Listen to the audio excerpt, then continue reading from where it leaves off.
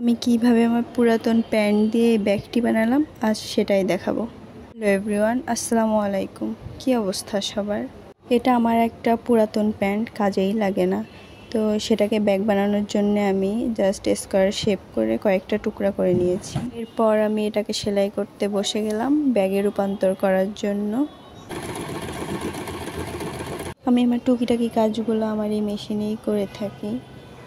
এটা হচ্ছে সিঙ্গারের একটা ইলেকট্রিক মেশিন, খুবই ভালো সার্ভিস দেয়, আমার তো খুবই কাজে লাগে এটা। জিন্স কাপড় তো একটু মোটাই হয়, তো এই ব্যাগটার মানে যখন বর্ডার সেলাই করতেছিলাম তখন একটু অনেকটাই ডিস্টার্ব দিচ্ছিল সেলাই। অ্যান্ড এটা হচ্ছে ব্যাগটা হয়ে গেল।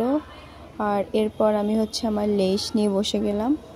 এর চারপাশে আমি সুন্দর করে একটু লেস দিয়ে ডিজাইন করে দিচ্ছি। এখানে আমি মোট 2 রকম লেস ব্যবহার করেছি।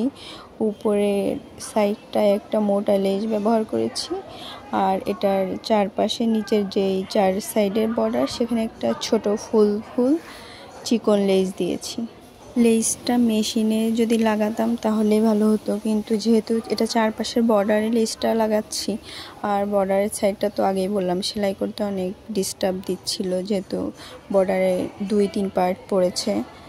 তো এরপর আমি এখানে এই যে আমার একটু হাতের কারুকাজ করলাম, একটু আর কি ডিজাইন করার চেষ্টা করছি।